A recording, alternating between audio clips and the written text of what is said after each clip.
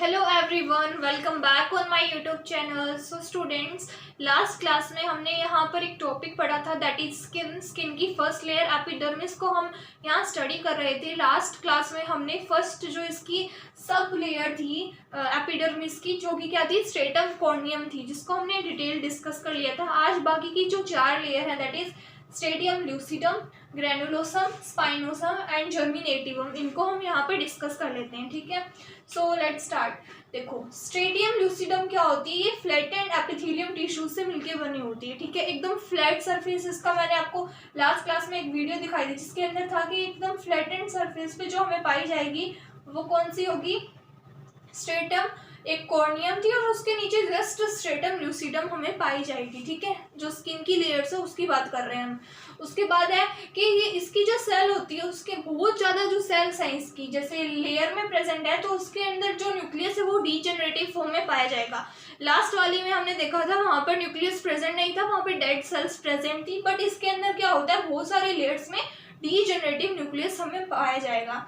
But इसकी कुछ sales ऐसी भी होती हैं जिसके अंदर न्यूक्लियस क्या होगा, एब्सेंट होगा। जैसे ये फ्लैटेंड सेल्स हैं। अब ये फ्लैटेंड सेल्स जो है हमने देखी थी कि लास्ट में जो कॉर्नियम लेयर थी उसके अंदर तो क्या थी नहीं, मतलब न्यूक्लियस क्या था, एब्सेंट था। बट यहाँ पर क्या होता है, डीजेनरेटिव फॉर्म में न्यूक्लियस पाया जाता है। बट कुछ सेल्स यहाँ पे भी ऐसी हैं जिसके अंदर न्यूक्लियस कंप्लीटली एब्सेंट होता है। ओके, फिर ये जो स्ट्रेटम ल्यूसिडम लेयर होती है वो कुछ शाइनी कैरेक्टर्स दिखाती है बिकॉज ये होमोजेनस ट्रांसल्यूसेंट। ट्रांसल्यूशन का मतलब ये होता है कि वो एक शाइनी कैरेक्टर फॉर्म करती है, उसमें एक चमक टाइप की होती है इस लेयर में, तो उसको हमने बोला है ट्रांसल्यूसेंट होमोजीनियस, मतलब एक टाइप की सिमिलर जो उससे मिलके बनी होगी।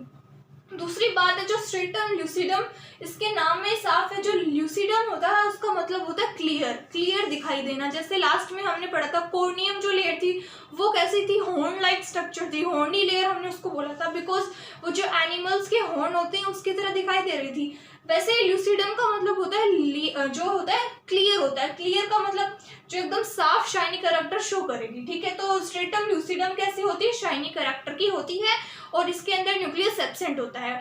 लास्ट वाली में पढ़ा था उसमें भी न्यूक्लियस एब्सेंट होता है, बट इसमें क्या डिफरेंस है, बट इसमें बहुत सारी सेल्स में डीजेनरेटिव न्यूक्लियस प्रेजेंट होता है। देन है स्टेडियम ग्रेनुलोसम। ग्रेनुलोसम से ही हमें साफ पता चल रहा है, ग्रेनुलोसम मतलब इसमें ग्रेनुलोस प्रेजेंट है। ठीक है, ग्रेनुलोसा प्रेजेंट होगा। अब देखो इसके अंदर कैसे होता है, 2 to 5 flattened rhomboid cells present होती है। पिछली क्लास में हमने देखा था कि यहाँ पे ऐसी रोम्बस लाइक शेप्स प्रेजेंट थी, जो मैंने डायग्राम बनाया था लास्ट वाली वीडियो में, तो आपने देखा होगा। अगर नहीं देखा तो उसको देख लेना। ऐसे रोम्बस टाइप की जो सेल्स पाई जा रही थी दैट इज वो कौन सी थी, ग्रेनुलोसम लेयर थी उसकी। ठीक है, तो ये कैसे होती है, रोम्बॉइड शेप की होती है और उसके बाद में आपको ऐसी शेप भी दिखाई देगी, ऐसी भी कुछ लेयर दिखाई देगी, वो हम आगे देखेंगे। क्यूबॉइडल शेप में थी जो आगे हम डिस्कस करते हैं अभी। तो इसके अंदर 2 से 5 जो होती है फ्लैटेंड रोम्बॉइड सेल्स की होती है, ये रोम्बस शेप की है ये। और इसका जो साइटोप्लाज्म है उसमें ग्रेनुलोसा पाया जा रहा है, ग्रेनुलोसा पाया जा रहा है, इसीलिए इसका नाम ग्रेनुलोसम लेयर है। ठीक है, आपको अगर इजी वे में याद करना है तो इनके जो नाम है ना उसकी जितनी भी कैरेक्टरिस्टिक्स है वो मिलती जुलती होंगी ताकि आपको याद हो जाए। देखो ग्रेनुलोसा प्रेजेंट है तो ग्रेनुलोसम है। ल्यूसिडम का मतलब होता है क्लियर, तो क्लियर का मतलब क्या हो गया, एकदम कैरेक्टर शो करने वाला, क्लियर मतलब शाइनी फॉर्म में। तो इनके नाम में ही इनकी जो इंपॉर्टेंट कैरेक्टरिस्टिक्स है वो छुपी हुई हैं। तो ग्रेनुलोसम का आ गया, ग्रेनुलोसा प्रेजेंट है। अब क्या है, इसमें भी एक प्रोटीन पाया जाता है जिसको हम बोलेंगे केराटोफाइलिन प्रोटीन। ये किसका, ये क्या प्रिकर्सर है केराटिन फाइबर का। ठीक है, ये आपने पढ़ा था। तो देखो केराटोफाइलिन इसका क्या हो गया, प्रोटीन यहाँ पर एक पाया जाता है। जैसे वहां पे भी एक केराटिन प्रोटीन पाया जा रहा था कॉर्नियम लेयर में, और यहाँ पर कौन सा पाया जा रहा है, केराटोफाइलिन। ठीक है, फिर 4th लेयर है स्ट्रेटियम स्पाइनोसम लेयर, स्पाइन। अब इसमें भी आपको दिखाई दे रहा है नाम, स्पाइनोसम का मतलब हो गया स्पाइन। स्पाइन क्या होते हैं, कांटे होते हैं, तो ये कांटे लाइक जो स्ट्रक्चर आपको दिखाई देती है उसको हम स्पाइनोसम बोलेंगे क्योंकि वो स्पाइन की जैसे दिख रही है, मतलब वो कांटे की जैसे आपको दिखाई देगी, शो होगी।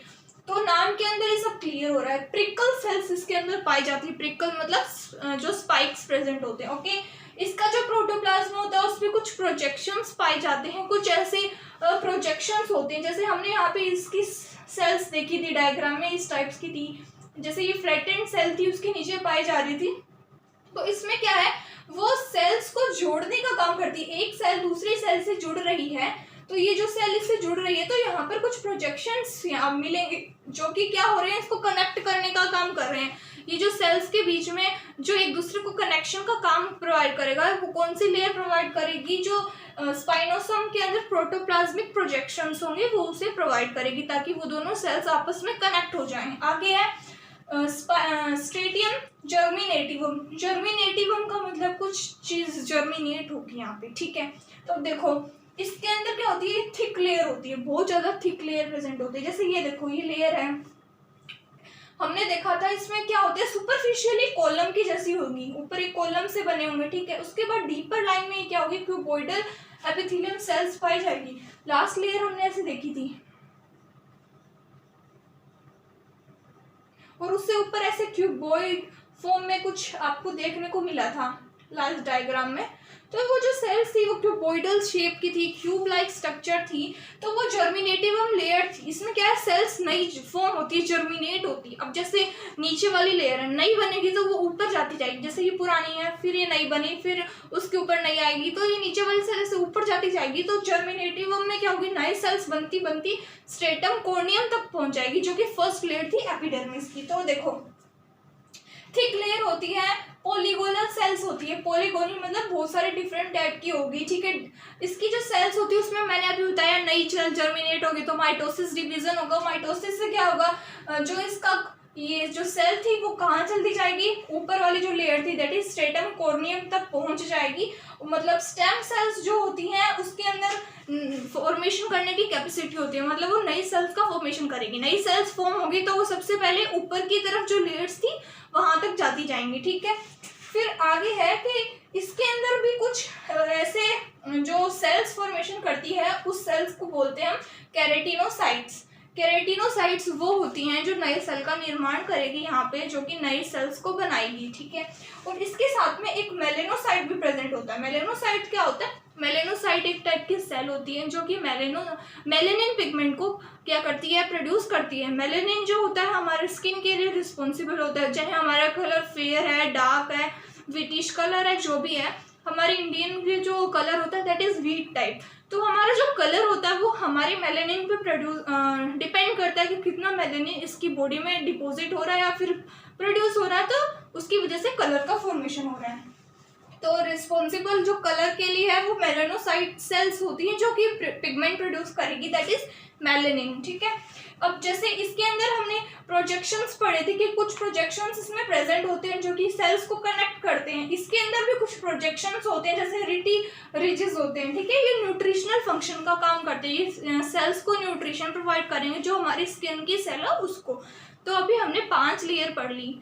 फर्स्ट कॉर्नियम हमने लास्ट क्लास में डिस्कस कर ली थी। आज हमने स्ट्रेटम ल्यूसीडम को डिस्कस किया है, ग्रेनुलोसम को किया है, स्पाइनोसम एंड जर्मिनेटिवम। ल्यूसीडम नेम में ही क्लियर है, क्या होगी उसके अंदर, क्लियर होगी मतलब शाइनी कैरेक्टर होगा। शाइनी कैरेक्टर है मतलब ट्रांसल्यूसेंट, चमकदार वो होगी, ठीक है।